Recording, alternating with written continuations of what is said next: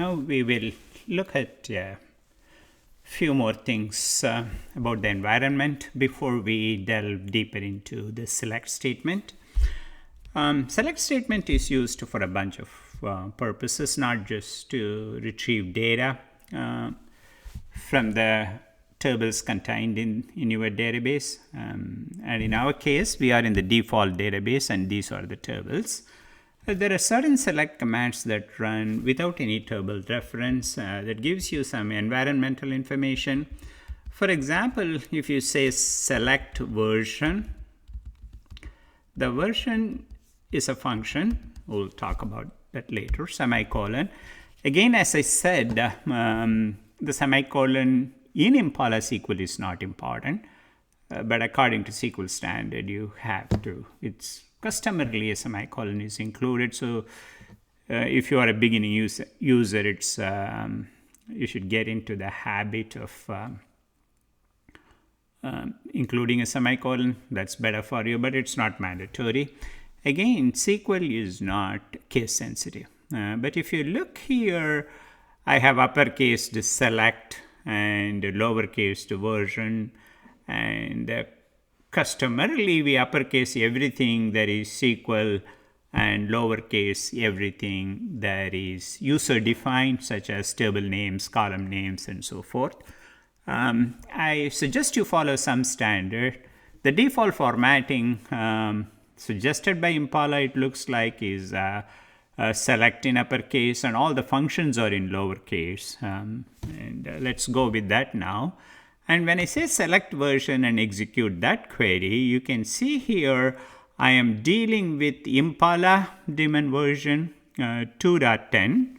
That's my Impala version. And the CDH, the Cloudera. See, Cloudera is a package that contains Impala and a bunch of other things. So the Cloudera packaging version is 5.13 and Impala version is 2.10. That appears to be the latest for running from a Docker container. If you don't know what a Docker container, don't worry about it now. You can again Google and find some information. There are YouTube videos on how Docker container works, and typically it is used for I mentioned that Hadoop architecture is a distributed file architecture, but when you are learning SQL, you may not have access to such a distributed file system with multiple machines. So a Docker container simulates that environment and allows you to run Impala with just one node, which is your personal computer or laptop. So that's what Docker is. And again, as I said, you can find plenty of videos on how to install Docker and in different operating systems, and install the Cloudera version that's specific to Docker in your machine. This information keeps changing, and that's better done in a separate video than the one that we are using to look at SQL. So that is select version, gives you the version information that you are on. It's always better to know the environment you are working on. You can say select user, which is also a function. And then if you see the user is Cloudera, so that's the user ID and password I use to log into the system. And another command is if you want to know the current database, we know the current database is default, but there is also a function to get the current database, which is the default database, and you can also do the current timestamp. Now I'm running this without semicolon just to show you that it will run. So it just gives you the current time. So these are some of the predefined functions that are available to you to get information on the environment that you are working on. Again, if you want to know more about the tables, all these queries took 0 seconds, which is next to nothing. As you get into complicated queries, you will see that it will take a few seconds. All our tables are very small, so you may not notice it to that extent. But if you are in a real big data environment, that time here is worth noting, and you should start paying attention to it. Sometimes you might be able to, if the query is taking too long, when you execute it, you will be also allowed to cancel it and come back, restructure your query. The good thing about SQL is there are multiple ways of structuring your SQL statement to get to the same data. So you might want to think of this is called performance improvement when you try to figure out how a query is getting executed and how you can speed up the query and so forth. That comes in a later stage of learning. For now, just focus on the syntax. So these are some of the things, and if you want to know more about your tables, this is called metastore, which there is an area where the table information is kept. In previous versions, there used to be a metastore button somewhere here, but now you can simply right-click and say show details, and these are the columns. There are 3 columns in the table. And the details are when the table is being looked at, and it's a managed table. There are 2 kinds of tables in the Hive and Impala environment or the Hadoop file system. One is called the managed table, which is also known as an internal table, and the other is an external table. There is a slight difference in syntax as to how you create them. Basically, a managed table is managed by Impala. When you drop these tables, it drops all the associated data files wherever they are stored. And external tables, if you drop the table, then the data still remains and you have to manually get rid of them. Here the file type is a Parquet file type, which is a binary file. And here I will not worry too much about it. Many of our files are also text files. And if you go to sample, here you have a sneak preview of the table itself. It will not display all the rows. It will display only a sample of rows. If you click on that, I will do it once more. Maybe I went too quickly. If you go show details, here you see table browser. If you click on it, you get a preview of the table. And here it gives you some information. It's a managed table, again Parquet table. And it says 0 files because it's a table information, but it's not a file. It's not a text file. And it says -1 rows. Obviously, the table has more than -1 rows. I'll tell you why it shows up. There is something called table statistics, which is not calculated every second. It's calculated at times, and then you will see the actual number of rows. There is a command that you can run where this information will be updated, and it will show you the exact information. Okay. Now I'm going to go back to my Impala query editor, and here I am going to look at couple table and column related select statement. Select. There is something called table stats.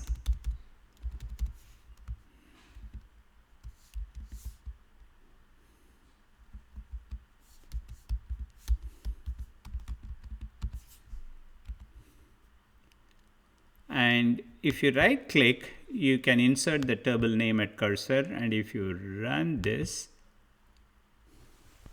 it says there is an error. Let's see what the error is all about.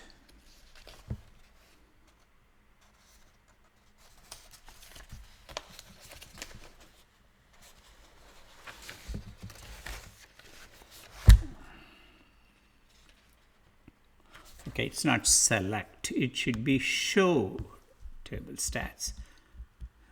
Show table stats and leave a space. You can highlight the table name here and say inserted cursor. It will insert the table name so that you don't have to type in. And these are good habits to get into because you can avoid mistakes. So here it gives you the table stat, which is basically what you saw before.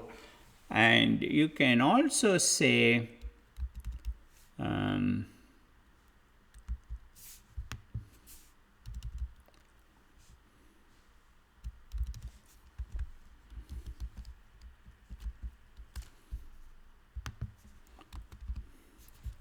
compute stats for categories,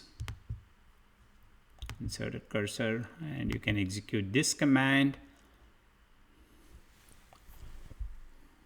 And you can see now it took 3.8 seconds to run this command. If you go back and see, our commands are stored in the history area. So if you want to retype or re-execute a command that you did before, you can simply go and click on it. And now you say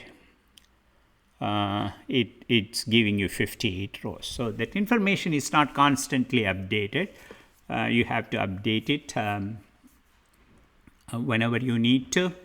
There is also something called the column stats. Instead of table, you can say rather show column stats for categories. You can start typing in. This is another way to fill in the name of the table. Hit enter.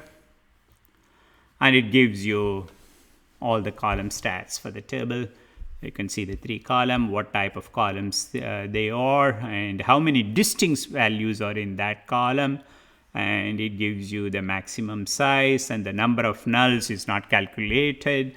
But if you compute stats, it's always a good idea before you run a complicated query. For the type of queries we are seeing in this session, it does not matter a whole lot. But when you are writing more complex query, which we will get into, it's better to keep your stats up to date.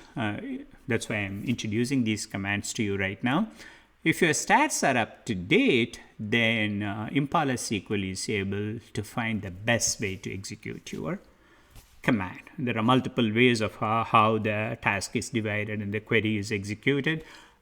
So if your stats are up to date, you will get a better result in terms of performance. Now let's go back to our products table. And let's again look at the result for the product table. I'm going to say for now select star. Now select star means I told you are getting every column in the table. This is not so much a problem right now, but later on when you're really dealing with very wide tables, I have seen tables with 2,000 columns and so forth. But when you are dealing with such a wide table, you have to use select star with some discretion, as you will. Yes, it has a negative consequence on performance. So if you are able to just specify the exact columns you want, now it's a quick and dirty way of executing the command. So I'm just going to use this and select star from products. And as you can see, I'm using uppercase and lower for SQL words and lowercase for the user-defined words. And again, it's a good idea to type in every part of SQL in a separate line. That way, your SQL command, if somebody has to look at it, it becomes easily readable. And this custom, I'm not just being picky. This is the way SQL is written. And many organizations have standards in writing them. So we have 100 plus rows. There's a lot of rows here. And we have If you want to know the columns, you can click here. We have product price and everything. So I'm just going to go with 2 columns. Product name, comma, product price. You can just pick from it. And it appears, the column list appears because our from is already filled in. I pointed that out to you earlier.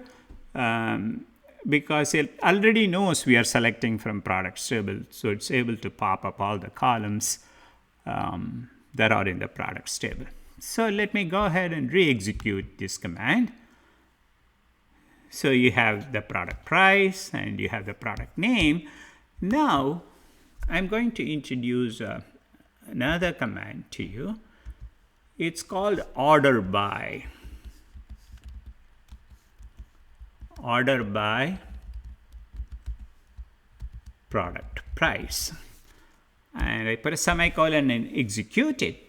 When I say order by, it simply displays the result in a sorted order. You have to understand it does not do anything to the original table. The original table is in random order. It is just the result is displayed like this.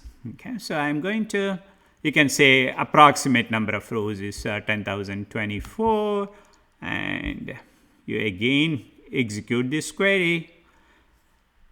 So you can see the product price is in ascending order. So if you don't say anything, it is in ascending order, or if you want to be explicit, you can say ASC for ascending order. Okay. Still the same because the default is ascending. Now if you say descending, it will put this, it will display those 2 columns from products table, order by equivalent to sort by, product price in descending order. Let's do that. Okay. So now it is in descending order. Another form of this command, it's not critical that you know this, but it's helpful. If I say order by 2, I don't have to specify the ordering column by name. I can specify it by number. Okay. When I specify it by number, it just means there are 2 columns that I am listing here. I'm just saying sort it by the second column. Instead of saying product price, I'm referring to this number order of this column in my select list, and the result will be the same. Okay, if I say 1 in descending, that means I am sorting by product name. You get that? So L, I, G, and you go up to A. Okay, so that is the order by clause for you. There is another thing I need to point out. Let's remove the order by, and let's do a star. So what does this mean? I want every column in the products table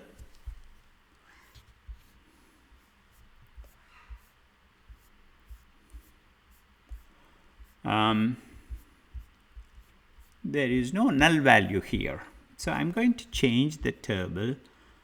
I'm going to say technicians table, okay? Because I believe technicians has null values, or projects. We'll see shortly. Technicians doesn't have null value. Let's say products. I'm positive that this table has null values. So not products, projects is the table that I created, and you will see 2 null values. Okay, so under tech number, I will introduce these tables in detail later on. For now, in this table, project number 109 and 103 the technician number is null. Null means simply it is not available or not applicable. Okay. Technician number is not empty. It is not 0. It is not an empty string. It simply means null. Null simply means it's not available or not applicable. Now, when you do order by,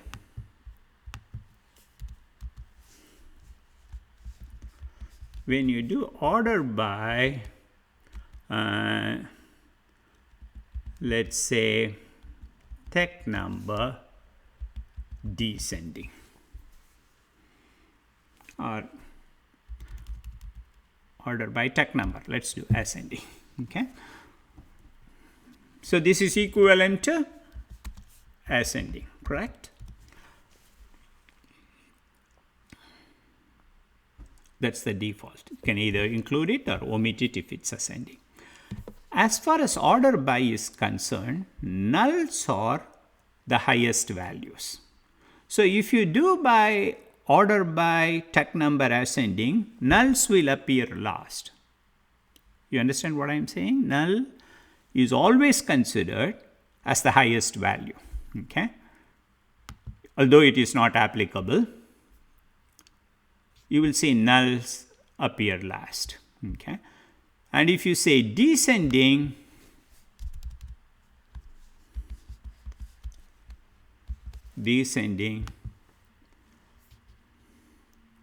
nulls appear first because it is the highest value. But there is another class called nulls first, nulls last. So that is overriding the default behavior. Okay. So we talked about nulls, we talked about selecting columns, and we talked about select star. And another thing you can do in Impala SQL, since we are dealing with very large tables, you can say, let's go ahead and do this.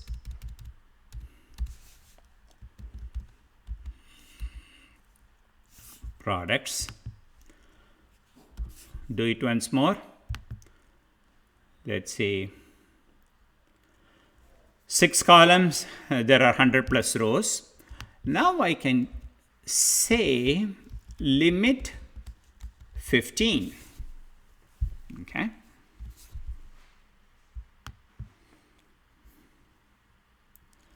So it is just giving me 15 values. If I say limit 5, and this is a command that comes in handy since we are dealing with large tables. If you just want to have a sneak preview of what your results look like, you should always limit it. And another thing that we can do is, let's go back to our query history and go to this query that we just executed. Execute it once more, and you can see it took 0.46 seconds. So just for the experience of it, let's go ahead and re-execute the query in Hive. I better save that query. So that now it's taking 0 seconds. Now I go to Hive, because once it's executed, it probably has cached this.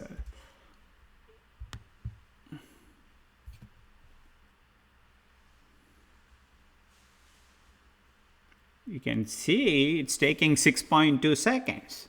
So Hive is always slower. You need to remember that. But Hive is more fault tolerant than Impala. Sometimes Impala query can fail, but don't get alarmed. Very rarely it can fail, but you have to be aware of that. So let's go back to our Impala. I just wanted to illustrate that since that query was taking some time. So let's go to my order by query once again. Now, what I can do is in the order by, if I want the top let's say order by project cost. Okay, we know there is no null, but that's okay, because it makes more sense to order by project cost rather than by technician number. Project cost in ascending order. Now I can say limit 5.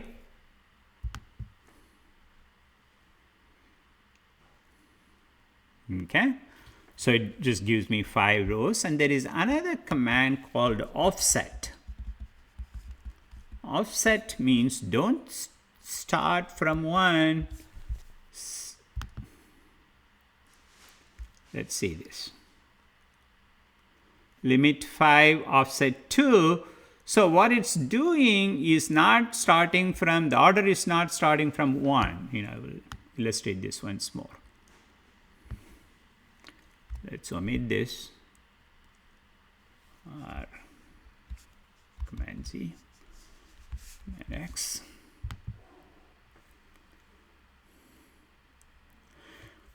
So do you see what is the ascending order means? Least project cost comes first, right? You see 122, 650, 128, and then this. Okay. Now, when I include these two statements, limit 5, offset 2, it is going to display only 5 rows. You understand? That is limit 5. Don't display everything, just give me 5 rows. Offset 2 means omit the first 2 in the order. Suppose you want the project that is ranked 3rd, offset 2 would be a good choice, right? So it's going to omit these 2 and come back to the 3rd row. You can see. So the first is 254,000. Then it gives you 5 rows starting from the 3rd row. Although this is 1 here, actually it is the 3rd row in the sorted order. In order for you to use offset, you have to have order by. Otherwise, it doesn't have any meaning. It won't do it. Limit can be used without order by, but offset has to be used in conjunction with order by class. Let me make sure whether this is a